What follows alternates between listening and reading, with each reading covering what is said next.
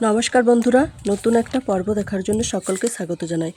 আজকে আমি বানিয়ে দেখাবো মান আলুর ঝোল নিরামিষ। এটা বানানো যেমন সহজ, খেতেও ভীষণ ভালো লাগবে। তো চলুন, আশা করছি রেসিপিটা অনেক ভালো লাগবে। আমি প্রথমে খোসা ছাড়িয়ে ছোট ছোট করে কেটে তারপর নুন দিয়ে সেদ্ধ করে নিয়েছি। তো সেটা শেয়ার করা হয়নি। তো সেদ্ধ করার পর আমি কড়াইতে বসিয়ে দিয়েছি উনুনে। তারপর কড়াই গরম হয়ে গেছে, সেটাতে আমি তেল দিয়ে দিয়েছি। তেল গরম হয়ে যাওয়ার পর দিয়েছি একটু আদা বাটা, 5 ফোড়ন।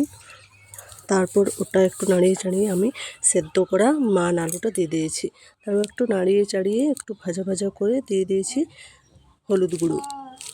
তো দেখুন, হলুদ গুঁড়ো দেওয়ার পর আরেকটু নাড়িয়ে চাড়িয়ে ভালো করে ভেজে নেব, মানে একটু যেন হলুদের গন্ধটা না করে। তারপর নাড়িয়ে চাড়িয়ে আর ওদিকে আমি জিরে, ধনে, লঙ্কা সব একসঙ্গে বেটে নিয়েছি।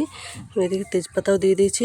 আসলে ওগুলো শেয়ার করতে পারিনি, কারণ আমার ফোন ধরার মতো কেউ নেই। আমি একটা হাতে ফোন ধরি আর ভিডিও বানাই, তাই ওগুলো শেয়ার করতে পারিনি। তারপর আমি এই মশলাটা দিয়ে দিলাম ওটার মধ্যে।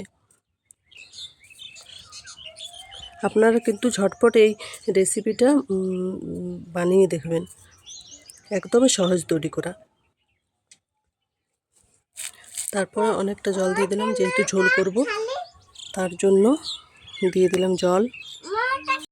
তো এই দেখুন বন্ধুরা, ফুটে গেছে আর আমার মান আলুর ঝোলটাও রেডি হয়ে গেছে।